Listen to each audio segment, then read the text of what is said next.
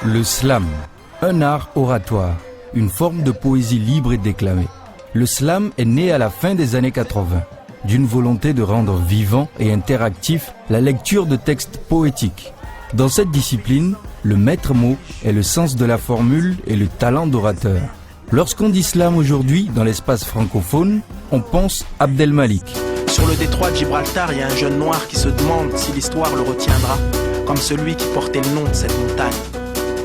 Sur le détroit de Gibraltar, il y a un jeune noir qui meurt sa vie bête de gangsta rappeur. Mais... Grand corps malade.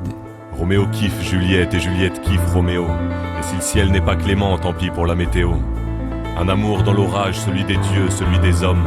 Un amour du courage et 2 enfants hors des normes. Souleymane Diamanka. Et j'ai trouvé ma voix dans cette écriture. Quand j'ai posé sur le papier des sanglots et des cris purs. Je remercie mes muses pour tout ce qu'elles font. Mais pour briller à la surface, faut parfois toucher le fond. Acclimaté au Bénin, le slam est porté par des artistes comme Kamal. Dans mon pays, l'heure de l'abrutissement, c'est 20h30, feuilleton. De Marimar à Ruby ou de la fille du jardinier à Youri, on aura tout vu. Et ma jeunesse, cette jeunesse qui devrait changer les choses, une partie d'elle traîne dans le wesh my nigga, viens pas me test, ouais je suis le best. Sergent Marcus. Pourquoi c'est un temps que la dette grossisse, lorsque le coton est cultivé dans nos champs et que les taux sont fixés là-bas? Lorsque les nanabins se trémoussent dans le pagne africain pourtant tissé à Amsterdam. Lorsque le plasmodium sévit dans nos hameaux et que nos médecins s'exilent là-bas. Lorsque nous ne mangeons pas ce que nous produisons et ne produisons pas ce que nous mangeons. Jasmin. Mais pourquoi ne pas semer des sourires d'enfants, par l'éducation avec des moyens de fourmis et faire des pas d'éléphants? Tu as, nous avons le pouvoir de changer des vies. Change life. Yes we can, c'est mon avis. Le slam, en tant que slam, art qu'on a connu des États-Unis et qui a transité par la France pour arriver au Bénin, cela remonte très précisément dans les années 2004-2005. Bon, déjà, je vais citer Florent Eustache Ressou qui a sorti son album. Ensuite a suivi Sergent Marcus et Kamal, que nous connaissons tous aujourd'hui et qui a créé un boom autour du slam. Et il y a moi, Semevo l'enfant noir, le collectif 10PP229, Redoutant, Jasmin Rosindezo, Silver Yenoussi, Bonheur Koïdé, Nègre Jamil l'Africain, Harmonie qui a remporté la compétition finale, et Gopal Das, Chérif Gisté, le trio Griot, Silence mon cousin, plein d'autres slameurs. Grâce à Thibaut Adotanou et l'ancien directeur de l'Institut français, Michel Berthaud, il y a eu donc la première édition du Bénin Slam. Nous étions en 2008. C'est cette édition-là qui a révélé que ce soit Kamal, que ce soit Redoutant, que ce soit... en fait, de toute façon, tout ce qui a constitué après le 10PP229 ou avant ça, le Azankwe Slam. Déjà, le slam, ce n'est pas comme le rap.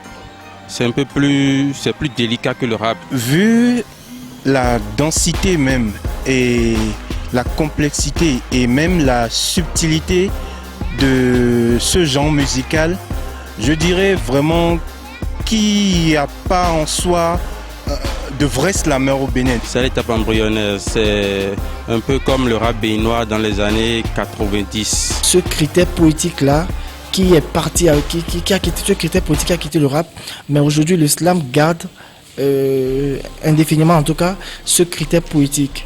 La différence pour moi se trouve au niveau de l'écriture. Au niveau de l'écriture et au niveau de la manière de dire le texte, soit a cappella ou avec de l'instrument sur la scène. Il y a monsieur Florent Eustache Ressou qui a sorti le premier album slam, qu'on le veuille ou non. Et parce que justement, lui, dans son groupe Panlingan, il faisait ce qui s'appelait le Gaulois poétique, mais depuis les années 80-90. Après son album, en 2009, il y a eu mon album en 2010, qui est mon album de slam mot pour mot. Entre-temps, il y a eu l'album conjoint de Kamal et de Thibaut. Je crois que c'est L'écoute, qui traite des enfants. Et après, il y a eu l'album de Kamal, sorti il y a 1 an, je crois. Une question qui se pose aussi est de savoir si le slam est suffisamment installé au Bénin pour avoir ses pratiquants et défenseurs en langue nationale. Il y a 3 qui sont très actifs actuellement. Il y a Thibaut Adoutanou, à la fois slammer magicien. Il y a le slammer, le célèbre Daoméen. Et ensuite un autre qu'on appelle Glehuenu qui est arrivé récemment. On a une tradition de récitation, de poésie dans les écoles. En vérité, pour moi, le slam, c'est quoi? C'est la déclamation avec ou sans musique d'un texte poétique. Donc pour moi, nos jeunes frères, nos enfants qui sont à l'école font déjà, on peut le dire, du slam.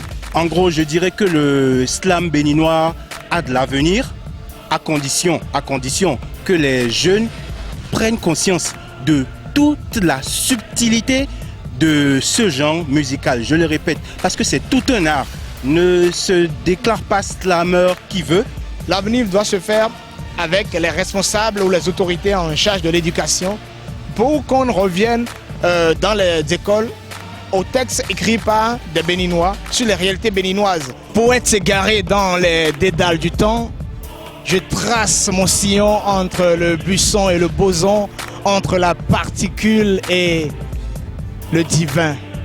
Je me nourris de verbes et je recherche l'essentiel par rapport au trivial. Je me slame moi-même, oui, parce que je ne me connais pas moi-même. Oui, je parle d'un moment, d'un monde où il y a la crise. Partout c'est la crise. Le quartier latin se médiocrise. Oui, car le divin se fragilise et la parole se divinise.